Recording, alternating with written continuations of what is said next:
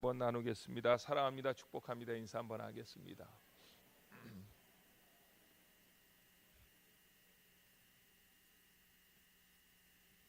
2019년도 우리 안천교회 표가 보라 주께서 새 일을 행하시게 하라라고 하는 표고, 주제 성구는 이사야 43장 19절 말씀, 그리고 5대 실천 목표, 4대 중점 목회, 세 가지 운동이 있습니다. 5대 실천 목표도 첫 번째 섬김, 두 번째 말씀, 세 번째 선교, 네 번째 교제, 다섯 번째는 예배고, 4대 중점 목회도 섬김, 말씀, 선교, 예배, 세 가지 운동은 섬김, 말씀, 선교 이렇게 입니다. 섬김, 말씀, 선교가 2019년도 안천교회가 나아갈 방향이고, 이 사역을 잘 감당할 때에 하나님께서 열매로 주시는 것이 참 교제라고 하는 것입니다. 그리고 이 모든 일들은 무엇보다도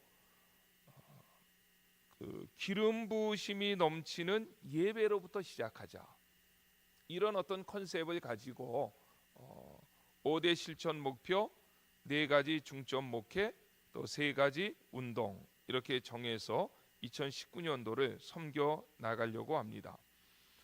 지난 주에는 2019년도 우리 안천교회가 가지고 있는 이 표, 이사야 43장 19절 말씀을 우리가 주신 말씀으로 받고, 보라 주께서 새 일을 행하시게 하라라고 하는 표를 정했는데, 이사야 43장 19절 말씀을 중심으로 그 표의 말씀을 여러분들에게 증거해 드렸습니다. 오늘부터 5주 동안은 5가지의 실천 목표를 한 가지 한 가지 살펴보려고 합니다. 오늘은 이제 첫 번째 실천 목표인 섬김에 대한 말씀을 여러분들과 함께 나누어 보려고 합니다. 실질적으로 제가 토요일 날에도 전가족 새벽 기도회의 말씀을 인도하는데, 토요일 날 새벽 기도 때 그때도 본문은 다르지만 이 5대 실천 목표를 한 가지 한 가지 우리가 살펴보고 있습니다. 그래서 지난 토요일 날에는 마가복음 10장 43절로 45절 말씀을 가지고 2019년도 키워드 섬김이라고 하는 제목으로 말씀을 증거해 드렸습니다. 1월달 한 달 동안에 토요일이든 아니면 주일이든 간에 2019년도 목회 방향에 맞추어서 말씀을 전하려고 하는 이유가 있습니다. 그것은 집중할 때에 힘이 나오기 때문에 그렇습니다. 아무리 좋은 내용이 있다 할지라도 힘을 한 곳에 모으지 않으면 열매를 낼 수가 없습니다.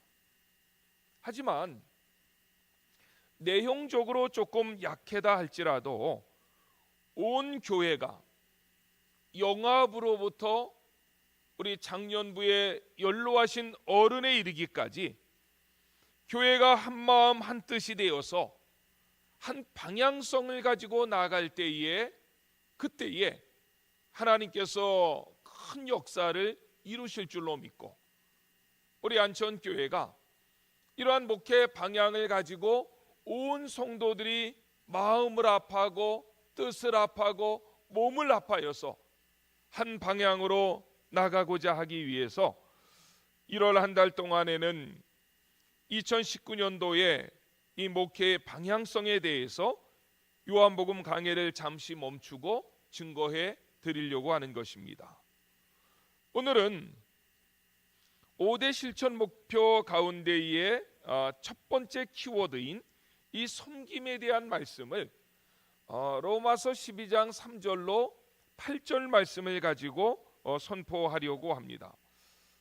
제가 깜짝 놀란 것은 우리 주보를 갖다가 이제 다 작성을 하고 오늘 오후에 최순봉 교수님이 오셔서 로마서를 가지고 건강한 교회에 대해서 말씀을 선포하실 텐데, 이 말씀이 로마서 12장 9절로부터 17절까지더라고요.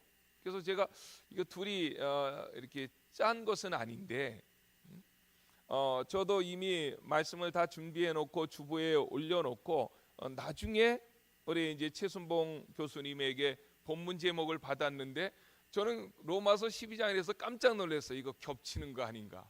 그랬더니 겹치는 게 아니고 제가 오늘 8절까지 했는데 우리 최순봉 교수님은 9절서부터 17절까지 말씀을 가지고 그렇게 선포하시더라고요. 그래서 야, 이게 겹치지 않아서 다행이지 겹쳤으면 실력이 평가날 뻔했다. 그런 생각이 들었습니다. 하여튼 로마서 12장 3절로 이 8절에 있는 말씀을 가지고 섬김에 대해서 우리가 한번 살펴보려고 합니다. 인구 센서스를 이렇게 저는 이제 유튜브나 아니면 구글 서치를 많이 하는데 구글에 서치해 보니까 2018년도에 12월 달에 인구가 세계 인구가 73억이 조금 넘었습니다. 73억 뭐 몇백만 이렇게 되어지는데 그런데 이 세상에는 73억의 인구가 살고 있는데 73억의 인구들 가운데에 똑같은 사람이 있을까요? 없을까요? 없습니다. 제가 뉴욕에서 목회할 때에 학생부가 굉장히 활성화되었습니다. 그때 고등부만 해도 한 80명 아이들이 나왔는데 이 고등부 아이들 가운데에 남자아이 가운데 일란성 쌍둥이가 있었고 여자아이 가운데 일란성 쌍둥이가 있었습니다. 근데 저는 아무리 봐도 차이점을 구별할 수가 없었어요. 그래가지고 7년 동안 걔들 이름 부를 때마다 바꿔 불러가지고 아주 7년 동안 얼마나 난처한 일이 많이 있었는지 모릅니다.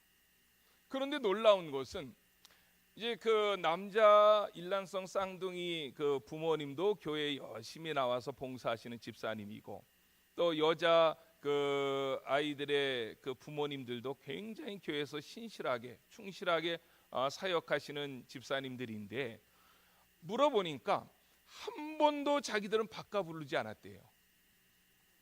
그래서 내가 그 기적이다. 나는 7년 동안 볼 때마다 바꿔 불렀는데 그랬더니 부모님들은 착보면 안 돼요. 다른 게 너무 뚜렷하게 구분이 되어진다는 거예요. 근데 저는 아무리 두 아이를 세워놓고 자세히 뚫어지면서 봐도 이 다른 게 안 보이는데 어떻게 부모들은 눈에 한눈에 탁 보고 다른 것을 금방 발견할 수 있을까? 그런 생각을 해봤던 적이 있습니다. 일란성 쌍둥이조차도 서로 무엇인가 다르다는 것입니다. 다시 말하면 이 세상에는 똑같은 사람이 한 사람도 없다는 것이지요. 교회 생활도 마찬가지입니다. 성도 한 사람 한 사람을 살펴보면 다 다른 것 같아요.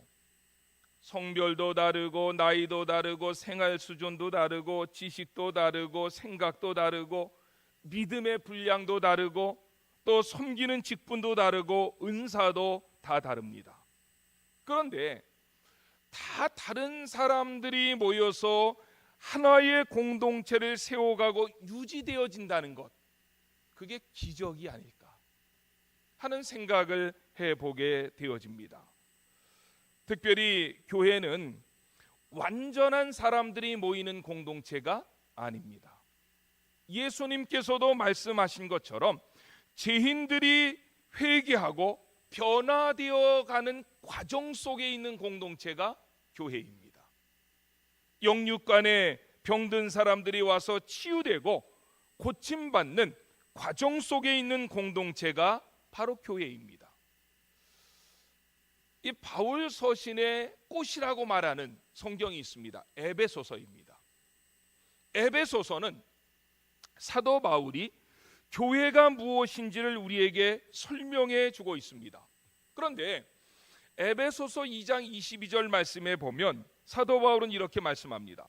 너희도 성령 안에서 하나님이 거하실 처소가 되기 위하여 그리스도 예수 안에서 함께 지어져 가느니라. 교회를 건물로 표현하는데 완성되어진 건물이 아니라 지어져 가는 건물. 쉽게 얘기하면, 세 글자로 얘기하면 뭘까요? 공사 중. 지금 집으로 교회를 표현할 때에 완성해가지고 집들이 하는 그런 집이 아니라 공사 중인 교회라는 거예요. 감사한 것은 2017년도와 2018년도 저희 안천교회에 그래도 100명이 넘는, 2018년도에는 130명이 128명이 등록했었는데 마지막 주일에 2명이 딱 더 오셔서 130명이 등록을 했는데, 등록한 많은 분들이 교회에 정착하여서 열심히 신앙생활하고 있습니다. 참 감사한 일이죠. 지난 주간에도 새가족을 5가정 제가 신방을 했습니다. 새가족 5가정을 신방을 하면 이제 교회에서는 정말 저도 바쁘고 그분들도 바빠서 얼굴 한번 이렇게 스쳐 지나가기가 어렵습니다. 그런데 될 수 있으면 새가족 신방을 가서는 제가 시간을 많이 할애하려고 합니다. 그래서 충분한 이야기를 들어주고 또 그 삶의 배경을 서로가 나누고 기도의 제목을 나누고, 그런데 지난주에도 5가정을 신방하면서 5분들이 교회에 오게 된 이유가 다 달랐습니다. 어떤 분들은 멀리 이사 오게 되어지는 계기가 돼서 오신 분도 있고, 어떤 분들은 정말 70이 넘으신 분이신데 평생 한 번도 교회를 안 갔었는데, 절에만 다니셨었는데 어떤 분이 전도해가지고 우리 교회에 처음 나와서 신앙생활 하시는 분들도 있었습니다.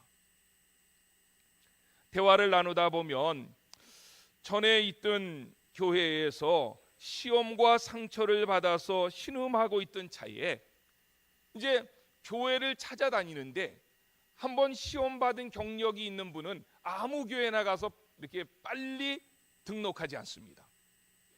한번 교회 여러 차례 와서 말씀도 들어보고 교회 분위기도 보고 또 사람들도 만나서 이야기하다가 이 교회는 괜찮은 교회다, 이런 확신이 올 때에 교회에 등록하게 되지요.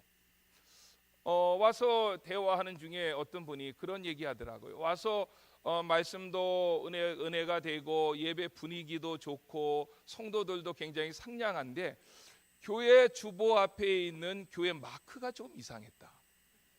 꼭 이단적인 마크 같아서 아는 사람들에게 그 마크를 찍어가지고 보내서 혹시 이런 마크 본 적이 있느냐? 그 목회자한테 물어봤더니 그분도 처음 봤다 그러더래요.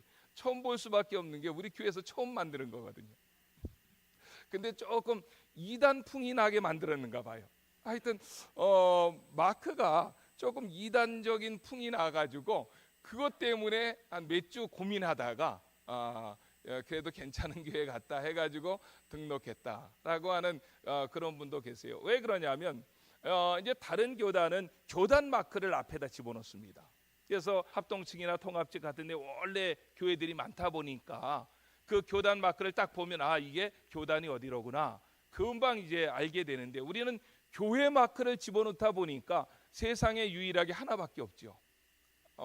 누가 알아보려고 해도 절대 알아볼 수 없습니다. 하여튼 교회 책자 앞에 이제 여러분들이 마크에 대한 설명이 있으니까 한번 읽어보시면 되고요.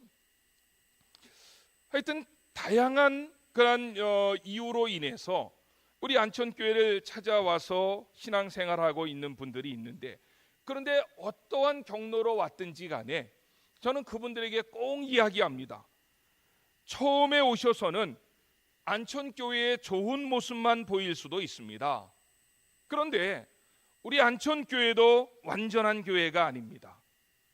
이제 앞으로 교회 생활에 깊이 들어와서 봉사의 삶을 사시다 보면 교회 이곳저곳에서 봉사하다가 여러 가지 시험을 만날 수도 있고 상처를 받을 수도 있는데, 그래도 놀라지 마십시오. 이 세상에 완벽한 교회는 어디에도 없습니다. 이러한 시험과 상처들이 교회 내에는, 이 지상교회는 있습니다. 그런데 이러한 시험과 상처들을 줄여가면서 교회가 교회답게 하나님을 섬기고 성도들을 섬기고 더 나아가서 이웃과 세상을 섬길 수 있는 그 길은 없을까? 이게 2019년도를 시작하면서 저에게 기도의 제목이었고, 이런 부분에 대한 말씀이 어디 없을까 고민하다가 로마서 12장 3절로 8절의 말씀을 찾고 함께 나누어 보려고 하는 것입니다. 오늘 본문 말씀을 보면 교회의 설립자이신 예수님께서는 서로 다른 차이점들이 있지만 그 차이점들이 오히려 잘 조화가 되므로 전체적으로는 온전하고도 아름다운 신앙 공동체를 만들어갈 수 있는 방법을 우리에게 제시해 주셨다는 것입니다. 어떻게 서로가 다른 다양한 교인들이 모여 있음에도 불구하고 교회가 진정한 섬김 속에서 화평과 질서를 유지하며 하나님의 뜻을 이룰 수 있는지 오늘 본문을 우리가 살펴보면서 몇 가지로 함께 은혜를 나누어 보고자 합니다. 첫 번째로 생각할 것은 믿음의 분량은 달라도 각자 위치에서 겸손하게 섬기면 됩니다. 오늘 본문 말씀 3절을 보십시오. 3절에 보면 우리 같이 한번 읽어볼까요? 시작. 내게 주신 은혜로 말미암아 너희 각 사람에게 말하노니 마땅히 생각할 그 이상의 생각을 품지 말고 오직 하나님께서 각 사람에게 나누어 주신 믿음의 분량대로 지혜롭게 생각하라. 3절 하반절 말씀에 보면 믿음의 분량이라고 하는 말이 나옵니다. 그런데 믿음이라고 했을 때에 이 믿음이라는 말은 예수 그리스도를 하나님의 아들로 믿고 나의 구원자로 믿는 그 믿음이 기초적인 믿음이죠. 그렇죠? 그런데 오늘 본문에서의 이 믿음은 그런 믿음이 아닙니다. 예수 그리스도를 하나님의 아들로 믿고 나의 구세주로 믿는 그러한 믿음에 대해서는 로마서 지금 2장을 보았는데 1장서부터 11장까지 그 믿음에 대해서는 자세히 바울이 설명합니다. 오늘의 이 믿음은 그런 믿음이 아니라, 만약에 그런 믿음은 시브리서 6장 1절 말씀에 보면 그리스도도의 초보다. 시브리서에서는 그렇게 표현했거든요. 예수 그리스도를 하나님의 아들로 믿고 나의 구세주로 믿고 그래서 우리가 구원함에 이르게 되어지는 이러한 믿음은 믿음의 도의 초보라고 이야기를 했습니다. 그런데 그런 믿음을 기초로 해서 영적인 것으로 설명을 하면 태어나는 것입니다. 그렇죠? 그럼 태어나면, 어린아이들이 태어난 다음 바로 그 아이를 보았습니까? 씻기지 않았을 때 아이는 영적으로 핏덩어리라고요. 그렇죠? 그런데 그 영적인 핏덩어리가 이제 엄마 품에서 젖을 빨면서 생긋생긋 웃으면서 성장합니다. 그렇죠? 그러다가 그 아이가 이제는 우유를 마셔가면서 엉금엉금 기어다니지요. 그러다가 미움이나 이런 부드러운 음식을 먹어가면서 아장아장 걸어갑니다. 그러다가 이제 나이가 점점 들어가면서 장성한 분량에 이르게 되어지고, 그때에는 단단한 음식도 먹고, 우리로 이야기하면 갈비도 뜯고 뛰어다니고 씨름도 하고 짐도 지고, 이렇게 장성한 분량으로 성장해 가는 것처럼 믿음의 세계에도 영적인 세계에도 동일하다는 것입니다. 어떤 사람은 그 믿음의 분량이 이제 갓 태어난 어린아이와 같은 사람이 있고, 영적으로 엄마의 품 안에 누워서 젖을 먹고 살아가는 그러한 단계에 있는 사람도 있고, 어떤 사람은 단단한 식물을 먹으면서 뛰어다니고 걸어다닐 수 있는 장성한 자의 믿음, 완전한 대로 나아가는 믿음의 분량을 가진 사람들도 있다는 것입니다. 교회에는 이렇게 믿음의 눈으로 볼 때에 그 믿음의 분량이 다양하다, 이렇게 오늘 본문에서 사도 바울은 우리에게 말씀해 주고 있습니다. 믿음의 분량이 이렇게 분량이 다른데, 이 믿음의 분량이 다른 것 가운데에서 아무래도 교회의 중요한 일을 맡아서 할 사람들은 믿음의 분량이 장성한 사람들이 그 일을 할 수 있겠죠. 어린 아이에게, 이제 막 걷지도 못하는 아이에게 어떤 짐을 맡기면 그 아이는 그 짐에 깔려서 질식할 수밖에 없습니다. 어차피 일이라고 하는 것은 믿음의 분량이 장성한 사람들이 맡아서 일을 하게 되어지는데, 그런데 믿음의 분량이 장성한 사람들이 일을 맡아서 할 때에 꼭 기억해야 될 것이 있다라고 바울은 3절에서 우리에게 말씀합니다. 그게 뭐죠? 하나님께서 각 사람에게 나눠주신 믿음의 분량대로 지혜롭게 생각하라. 믿음의 분량이 큰 사람이 큰 일을 맡아서 그 일을 감당할 수밖에 없는데, 그 일을 감당하는 사람들에게 반드시 기억해야 할 것이 있다면 그건 뭐냐면 지혜롭게 생각하며 그 일을 감당하라는 거예요. 그렇다면 지혜롭게 생각하다라고 하는 이 말의 뜻이 뭘까요? 이것은 원문으로 찾아보면 겸손과 자제입니다. 그러니까 믿음의 분량에 따라서 하나님께서 내게 맡겨주신 일들을 감당하는데, 그 일을 감당하는 사람들에게 가장 필요한 자세는 뭐라고요? 겸손과 자제이다. 왜 그런가 하면 사람은 누구나 자기 자신을 실제보다 과대 포장하는 버릇이 있습니다. 뻥튀기 튀긴다 그러지요. 이게 반만 믿으라고 얘기합니다. 저 사람이 말하는 거 누구나 반만 믿으라 이렇게 얘기하는데, 자신을 과대 포장하지 말고 자신을 낮추어서 나는 아무것도 아닙니다, 내 자신은 마른 막대기만도 못하고 만물에 찢기만도 못합니다, 내가 이 일을 감당할 수 있는 것은 하나님께서 힘을 주셔서 하는 것입니다, 이렇게 해야지. 만약에 나는 신앙생활도 오래 했고 성경도 많이 알고 어떤 교회에서 하는 이런 과정들도 다 끝냈고, 왜 근데 나에게 이런 직분 안 맡기시오, 이렇게 접근하면은 그 일을 도저히 맡아 감당할 수 없다는 것입니다. 그래서 어떠한 일을 감당할 때의 첫 번째가 뭐냐면 겸손입니다.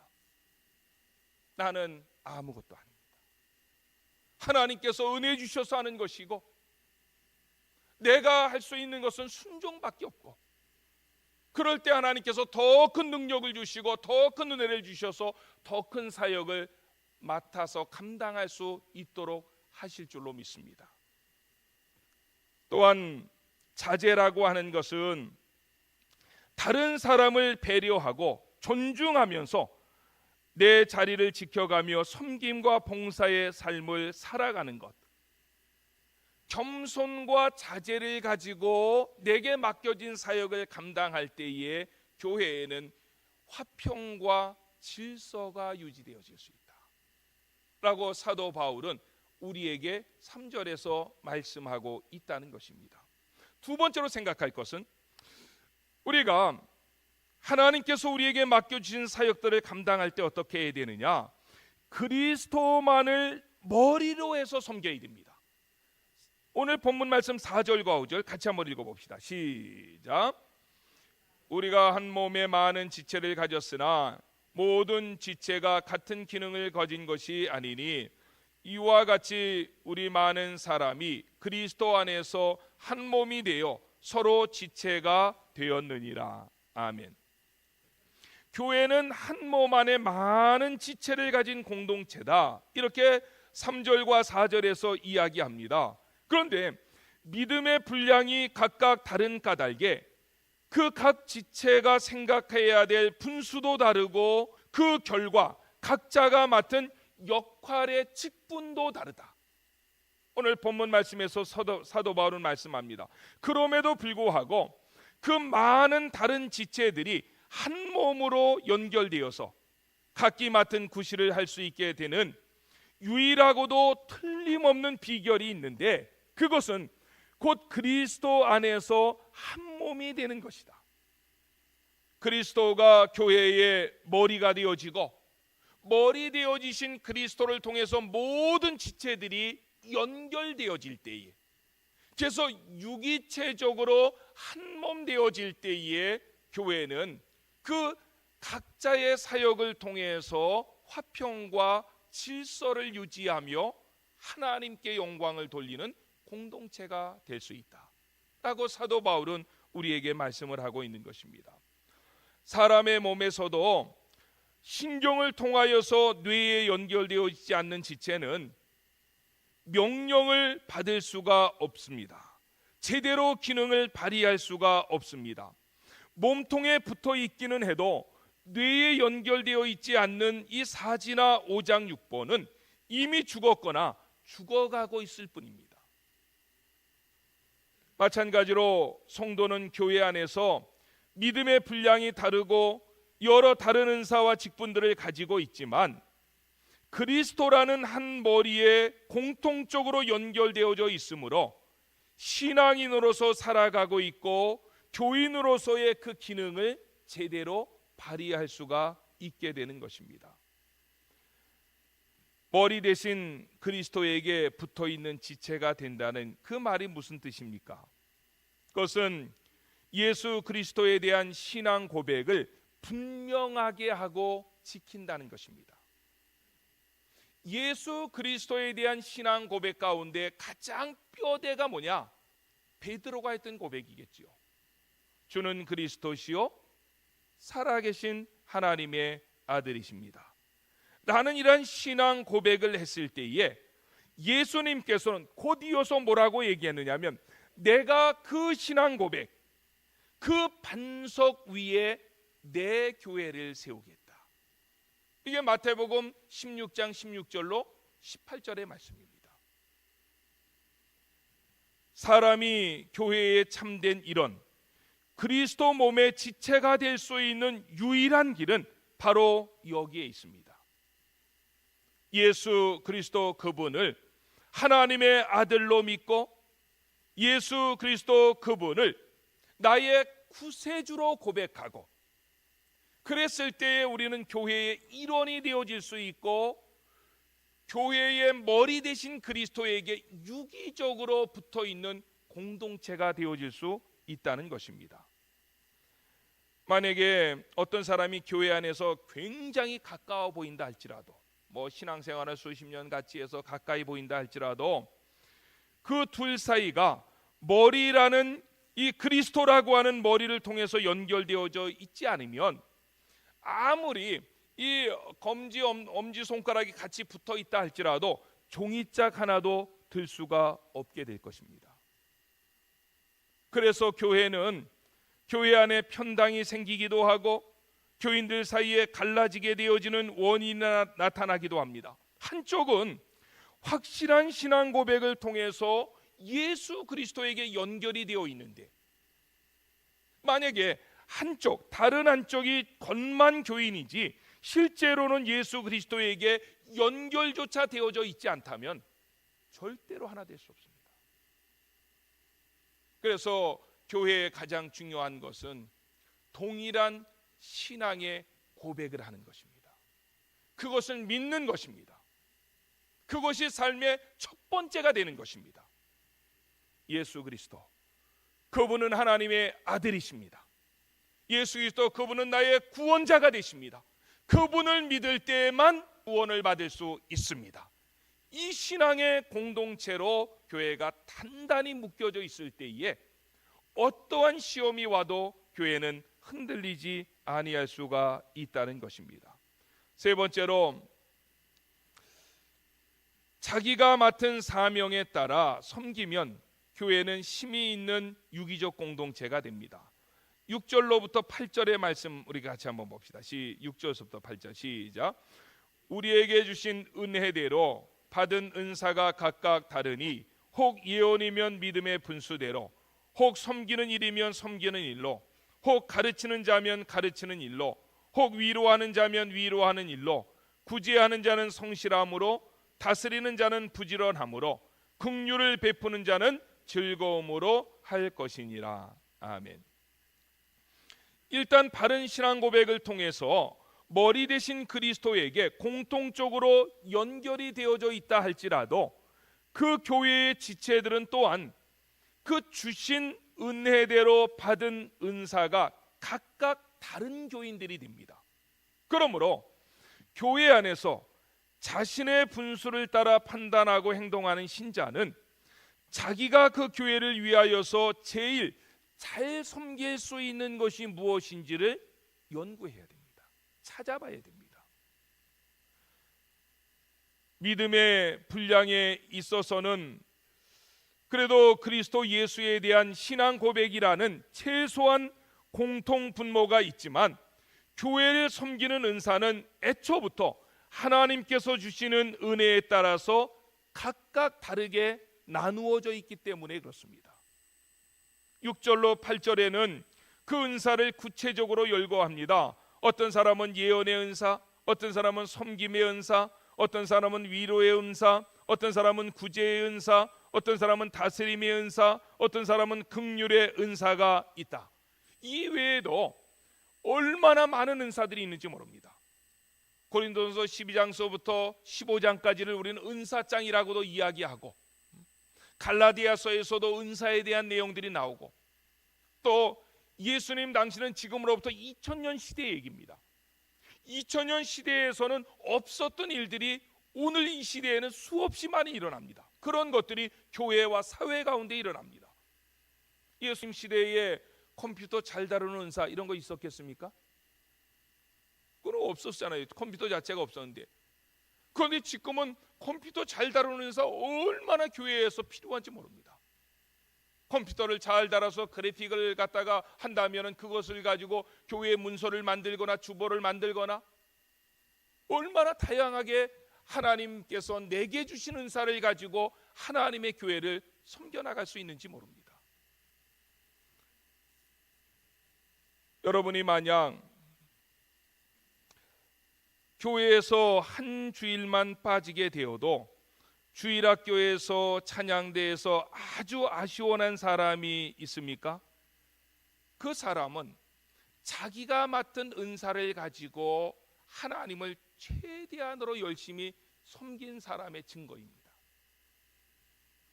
만약에 여러분이 전도회에서, 집사회에서, 권사회에서 임원을 맡지 않으면 그 해당 기관이 잘 돌아갈 수 없을 만큼 중요한 위치에 여러분들이 서 있습니까? 그 사람들은 교인들에게서뿐만 아니라 예수 그리스도께서 당신의 교회를 위하여 아주 요인하게 쓰고 계시는 VIP입니다. 하나님께서는 은사를 주시지 않는 사람들은 아무도 없습니다. 모든 사람들에게 은사를 주셨습니다.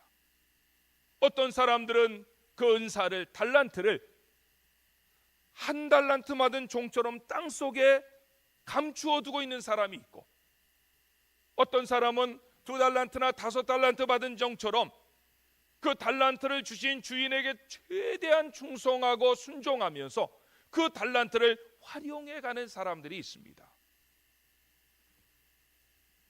우리 모두 각자에게 주신 은사를 잘 활용하심으로 여러분들이 교회의 어느 부서에 갔든지 간에 그 부서의 VIP, 그런 믿음의 신자들이 되시기를 주의 이름으로 축원합니다.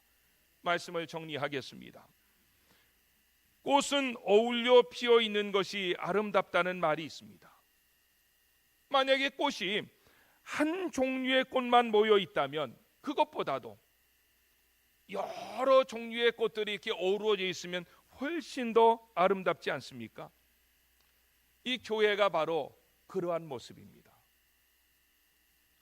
모든 사람들이 살아온 환경이나 성격이나 믿음의 분량이나 맡은 직분이나 은사나 모든 것들이 다 다르지만 우리의 머리 대신 예수 그리스도에게 붙어 있으면서 내게 맡겨주신 달란트가 무엇인가를 고민하여 찾고 무엇보다도 3절에서 말씀하신 것처럼 겸손하게 다른 사람들을 배려해 가면서 하나님께서 내게 주신 사역들을 감당해 나갈 때에 교회라고 하는 이 공동체를 통하여서 하나님의 나라는 오늘도 아름답게 세워져 가게 될 줄로 믿습니다.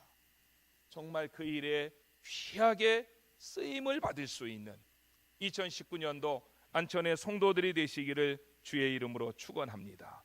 기도하겠습니다. 오늘 우리에게 주셨던